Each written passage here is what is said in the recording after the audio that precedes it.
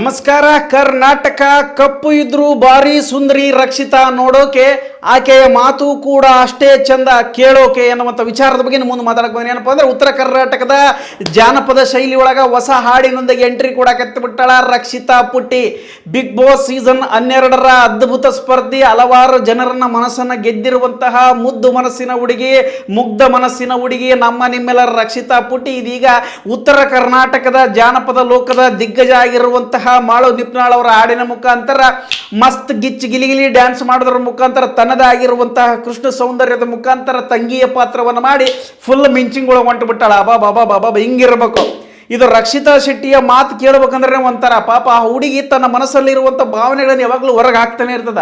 ಅದು ಯಾರು ಏನಾನ ಅನ್ಕೋಲಿ, ಯಾರು ಏನಾನ ಬರ್ಕೊಲಿ, ತಲೆನೇ ಕೆಡಿಸ್ಕೊಳಕ್ಕೆ ಹೋಗಲ್ತಾನೆ. ಎಷ್ಟು ತಿಳಿಯುತ್ತೆ ಅಷ್ಟು. ಈಗಿನ ಕಾಲಕ್ಕೆ ಅಷ್ಟು ವಯಸ್ಸಾದ್ಮೇಲೂ ಮಕ್ಕಳ ಬುದ್ಧಿ ಇರೋದು ಭಾಳ ಕಡಿಮೆ. ಈಗೆಲ್ಲ ಬರೀ ಚಿಲ್ಡ್ರ ಬುದ್ಧಿ ಜಗ್ಗಿರ್ತಾವ.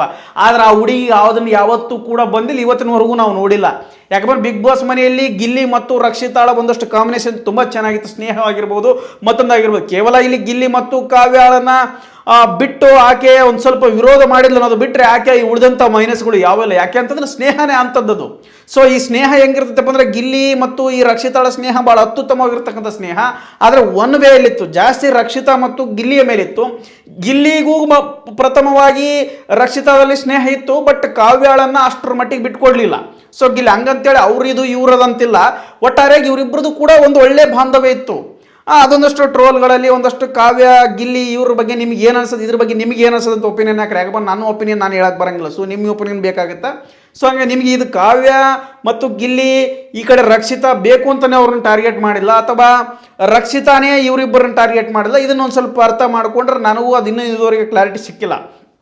ಸೊ ಆಕೆಯ ಮುಗ್ಧ ಮನಸ್ಥಿತಿಗೆ, ಆಕೆಯ ಮಾತುಗಳಿಗೆ, ಆಕೆಯ ನೇರ ನುಡಿಗಳಿಗೆ, ಮತ್ತು ಆಕೆ ಅತಿ ಹೆಚ್ಚಾಗಿ ಮೇಕಪ್ ಮಾಡ್ಕೊಳ್ಳೋದು, ಆಮೇಲೆ ಹೋಗಿ ಇನ್ನೊಬ್ಬರ ಹತ್ರ ಬೇಕೋ ಬಿಟ್ಟು ಮಾತಾಡೋದು, ಇಂಗ್ಲೀಷ್ ಮಾತಾಡೋ ಡೈಲಾಗ್ಗಳು ಮಾತಾಡೋದು, ಆಮೇಲೆ ಇನ್ನೊಂದು ಹುಚ್ಚುಚ್ಚು ಮಾಡಲಿಲ್ಲ. ಸೊ ಹಂಗಾಗಿ ನಾನು ಆಕೆಗೆ ಅಭಿಮಾನಿ.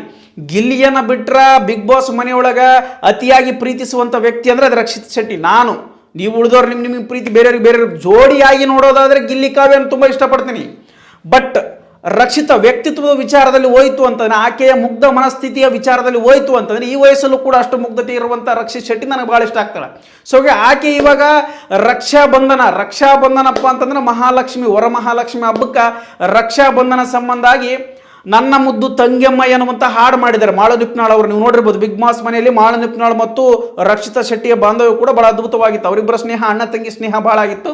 ಸೊ ಆಕೆ ರಕ್ಷಿತಾನ್ನ ಸಪ್ರೇಟ್ ರೂಮ್ನೊಳಗೆ, ಸೀಕ್ರೆಟ್ ರೂಮ್ ಒಳಗೆ ಇಟ್ಟಾಗ ಮಾಳು ಕೂಡ ಒಂದು ಸ್ವಲ್ಪ ಕಣ್ಣೀರು ಹಾಕಿರ್ತಾರೆ. ಅಂದರೆ ಮಾಳು ಅವರು ಕೂಡ ಒಂದಷ್ಟು ದುಃಖಮಯವಾಗಿರ್ತಾರೆ. ಸೊ ಹಂಗಾಗಿ ಅವರಿಬ್ಬರ ಪ್ರೀತಿ ಭಾಳಷ್ಟು ಹೊಂದಾಣಿಕೆ ಆಗಿತ್ತು. ಬಿಗ್ ಬಾಸ್ ಮನೆಯೊಳಗೂ ಕೂಡ ಹೇಳಿದ್ರು ರಕ್ಷಿತ್ ಶೆಟ್ಟಿ, ಅಣ್ಣ ನಾನು ನಿಮ್ಮ ಜೊತೆಗೆ ಹೊರಗೆ ಬಂದಮೇಲೆ, ಮಾಡೋರು ನಿಮ್ಮ ಜೊತೆಗೆ ಹೊರಗೆ ಬಂದಮೇಲೆ ನಾನು ಒಂದು ಹಾಡು ಮಾಡ್ತಾರೆ, ನನಗೋಸ್ಕರ ಒಂದು ಹಾಡು ಬರೀತೀರಾ, ನಾನು ನಿಮ್ಮ ಹಾಡು ಒಳಗಡೆ ಹಾಡಬೇಕು, ಕುಣಿಬೇಕಂತಿರುತ್ತೆ. ಸೊ ಅದೇ ಎನರ್ಜಿ ಅವನು ಬಿಗ್ ಬಾಸ್ ಮನೆಯೊಳಗೆ ಮುಂಜಾನೆ ಯಾರು ಎದ್ದಿರ್ತಾರೆ ಗೊತ್ತಿಲ್ಲ, ಯಾರು ಯಾವ ಎನರ್ಜಿ ಹಾಕಿ ಡ್ಯಾನ್ಸ್ ಮಾಡ್ತಾರೆ ಗೊತ್ತಿಲ್ಲ.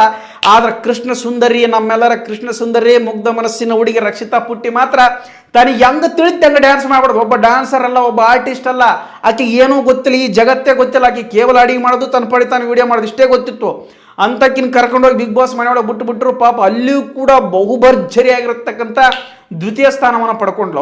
ಹೌದು ಹುಡುಗಿ ಬಾಬಾ ಎಲ್ಲರನ್ನ ತಲೆ ಬುದ್ಧಿವಂತರು ಇವರೆಲ್ಲರಿಗೂ ಜಗತ್ತು ಗೊತ್ತು. ಯಾರ ಮುಂದೆ ಹೆಂಗೆ ನಾಟಕ ಮಾಡ್ಬೇಕು ಗೊತ್ತೈತೆ, ಯಾರ ಮುಂದೆ ಹೆಂಗೆ ವಿಚಾರ ಮಾಡಿ ಮಾತಾಡ್ಬೇಕು ಅನ್ನೋದು ಗೊತ್ತೈತೆ. ಆದ್ರೆ ನೇರವಾಗಿ ಮಾತನಾಡೋದು ಮಾತ್ರ ಗಿಲ್ಲಿ ಬಿಟ್ರೆ ನೆಕ್ಸ್ಟ್ ಬರೋದೇ ರಕ್ಷಿತ್ ಶೆಟ್ಟಿ. ನೇರವಾಗಿ ಅವ್ರು ಏನಾರ ಅನ್ಕೊಳ್ಳಿ, ಅವ್ರು ನಮ್ಮ ಮಾತ್ಮೇರಿರಲಿ ಏನಾರ ಇರಲ್ಲ ಅಂತ ಒಟ್ಟಿನಲ್ಲಿ ನೇರವಾಗಿ ಮಾತನಾಡ್ತಕ್ಕಂಥ ವ್ಯಕ್ತಿ ಆಗಿದ್ದು ನಮ್ಮ ರಕ್ಷಿತ್ ಶೆಟ್ಟಿ. ಸೊ ಆಕೆಗೋಸ್ಕರ ಮಾಳು ನಿಪ್ನಾಳ್ ಅವರು ಕೊಟ್ಟ ಮಾತಿನಂತೆ ಒಂದು ಹಾಡನ್ನು ಮಾಡಿದರೆ, ನನ್ನ ಮುದ್ದು ತಂಗಿಯಮ್ಮ ಅನ್ನುವಂಥ ಟ್ರೈಲರ್ ಬಿಡುಗಡೆ ಆಗಿದೆ.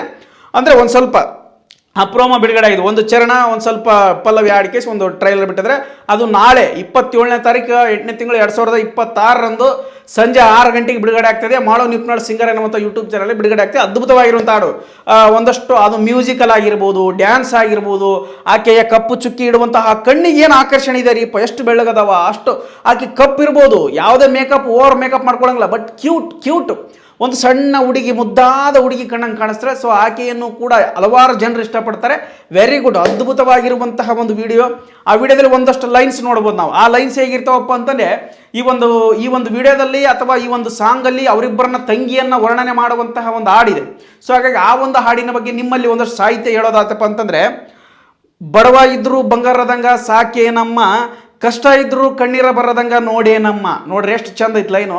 ಬಡವ ಇದ್ರೂ ಬಂಗಾರದಂಗ ಸಾಕೇನಮ್ಮ, ಕಷ್ಟ ಇದ್ರೂ ಕಣ್ಣೀರ ಬರದಂಗ ನೋಡೇನಮ್ಮ, ಈ ಅಣ್ಣನ ಪ್ರಾಣ ನೀನಮ್ಮ, ಈ ಅಣ್ಣನ ಪ್ರಾಣ ನೀನಮ್ಮ. ಅದ್ಭುತವಾಗಿರುವಂಥ ಲೈನ್ ಇದು. ಸೊ ಅದಾದ ನಂತರ ಆ ದೇವರ ಕೊಟ್ಟ ತಂಗಿಯು ನೀನಮ್ಮ, ನಮ್ಮ ಮನೆಯ ಬೆಳಗುವ ಬೆಳಕು ನೀನಮ್ಮ. ಆ ದೇವರ ಕೊಟ್ಟ ತಂಗಿಯು ನೀನಮ್ಮ, ನಮ್ಮ ಮನೆಯ ಬೆಳಗುವ ಬೆಳಕು ನೀನಮ್ಮ, ಈ ತವರಿನ ಸಿರಿಯೂ ನೀನಮ್ಮ. ನೋಡಿ, ಈ ತವರಿನ ಸಿರಿಯೂ ನೀನಮ್ಮ. ಅದ್ಭುತವಾಗಿರುವಂಥ ಲೈನು. ಅದಾದ ನಂತರ ಒಂದು ಟೈಟ್ಲ್ ಏನಂತಲ್ಲ, ಆ ಟೈಟ್ಲ್ ಲೈನ್ ಭಾರಿ ಇಷ್ಟ ಆಗೈತೆ.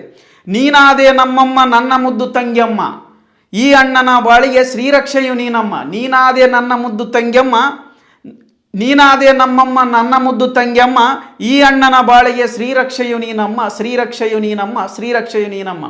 ಅದ್ಭುತವಾಗಿರುವಂಥ ಸಾಹಿತ್ಯ.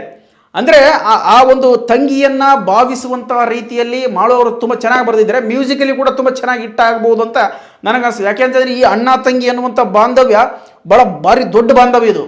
ಪ್ರೀತಿಸಿ ಮಡದಿಯಾಗಿ ಅಥವಾ ಮದುವೆ ಮಾಡ್ಕೊಂಡಂತ ಹೆಂಡತಿಗಿಂತ ನಾವು ಹುಟ್ಟಿದಾಗಲಿಂದ ಸಣ್ಣವರು ಇದ್ದಾಗಲಿಂದ ಏನೈತಲ್ಲ ಅದು ನಿಜವಾದ ಜೀವನ. ಮದುವೆ ಆದ್ಮಕ್ಕೂ ನಾವು ಸುಡುಗಾಡ್ ದಿನ ಜಗಳ ಕಿರಿಕಿರಿ ಇದ್ದಿದ್ದ. ಬಟ್ ಆ ಮೆಲುಕು ಹಾಕ್ತೀವಿ ಸಣ್ಣ ಪುಟ್ಟಿದ್ದಾಗ, ಅಕ್ಕ ನೀನು ಹಿಂಗೆ ಮಾಡಿದಿ, ನಾನು ತಂಗಿ ಇದ್ರಿಗೆ ನೀನು ಹಿಂಗೆ ಮಾಡಿದೆ ನೆನಪು ಮಾಡ್ತೀವಲ್ಲ, ಅದು ಭಾಳ ಖುಷಿಯಾಗಿರ್ತಕ್ಕಂಥದ್ದು. ಸೊ ಹಂಗಾಗಿ ಎಲ್ಲರಿಗೂ ಕೂಡ ನನ್ನನ್ನು ಅಣ್ಣ ಅಂತ ಒಪ್ಪಿಕೊಳ್ಳುವಂಥ ಯಾರಾದರೂ ತಂಗಿಯರಿದ್ರು ಅಕ್ಕವರಿದ್ರು ಕೂಡ ಅವ್ರಿಗೂ ಕೂಡ ವರಮಹಾಲಕ್ಷ್ಮಿ ಹಬ್ಬದ ಶುಭಾಶಯಗಳನ್ನು ತಿಳಿಸ್ತಾ ಅವ್ರಿಗೂ ಕೂಡ ರಕ್ಷಾ ಬಂಧನದ ಹಬ್ಬದ ಶುಭಾಶಯಗಳು. ಯಾಕಪ್ಪ ಅಂತಾರೆ ಈ ರಕ್ಷಾ ಬಂಧನ ನೋಡ್ರಿ, ಇದರ ಅರ್ಥ ಏನೈತಪ್ಪ ಅಂದ್ರೆ ಅಣ್ಣನ ತಂಗಿಯ ಜೀವನಕ್ಕಾಗಿ ಅಥವಾ ಅಕ್ಕನ ಜೀವನಕ್ಕಾಗಿ ಸದಾ ನಾನು ನಿನಗೆ ರಕ್ಷಣೆ ಮಾಡುತ್ತೇನೆ ಅನ್ನುವಂಥದ್ದೇ ರಕ್ಷಾ ಬಂಧನ, ನಮ್ಮಿಬ್ಬರ ಬಿಡಿಸಲಾಗದ ಬಂಧನ. ಈ ಮಡದಿ ಏನು ಬರ್ತಾಳೋ, ಮಡದಿ ಬಂದರೂ ಕೂಡ ತಂಗಿಯ ಮೇಲಿರುವಂಥ ಪ್ರೀತಿ, ಅಕ್ಕನ ಮೇಲಿರುವಂಥ ಪ್ರೀತಿ ಒಂದಷ್ಟು ಕಡಿಮೆ ಆಗೋದಿಲ್ಲ, ಅದೆಲ್ಲ ಒಂದು ಕಡೆ ಒಳಗಿರುತ್ತೆ. ಬಟ್ ಹೆಂಡತಿ ಮುಂದೆ ತೋರಿಸ್ಕೋಬಾರ್ದೇನೋ ಅಂತಕ್ಕೋಸ್ಕರ ಕೆಲವೊಬ್ಬರು ಅಣ್ಣ ತಂಗಿದ ದೂರ ಆಗಿರ್ಬೋದು. ಬಟ್ ಆ ಅಣ್ಣನ ಪ್ರೀತಿ, ಆ ಅಣ್ಣನ ಭಾವನೆಗಳು ತಂಗಿಗೆ ಯಾವಾಗಲೂ ಕೂಡ ಅರ್ಥ ಆಗ್ತಿರ್ತವೆ. ಯಾಕಂದ್ರೆ ಅವನು ಯಾವ ರೀತಿ ಬೆಳೆದಿದ್ದಾನೆ, ತಂಗಿ ಯಾವ ರೀತಿ ಇದ್ಲು, ಅಣ್ಣ ಯಾವ ರೀತಿ ಇದ್ದ ಅನ್ನೋಂಥದ್ದು ಕೂಡ ಗೊತ್ತಾಗ್ತದೆ. ಸೊ ಹಂಗಾಗಿ ವರಮಹಾಲಕ್ಷ್ಮಿ ಹಬ್ಬದ ಮತ್ತೊಮ್ಮೆ ನಿಮ್ಮ ಪ್ರೀತಿಯ ಅಣ್ಣನಿಗೆ ಮತ್ತು ನಿಮ್ಮ ಪ್ರೀತಿಯ ಅಕ್ಕ ತಂಗಿಯರಿಗೆ ನೀವು ಕೂಡ ಶುಭಾಶಯ ತಿಳಿಸಿರಿ. ಈಗ ಅವರಿಗೆಲ್ಲ ಮದುವೆಯಾಗಿ ಮಕ್ಕಳಾಗಿರ್ಬೋದು, ಬಟ್ ಅವ್ರ ಜೊತೆಗಳಿರುವಂಥ ಕಳೆದಂಥ ನೆನಪುಗಳು ತುಂಬ ಖುಷಿ ಪಡ್ತವೆ.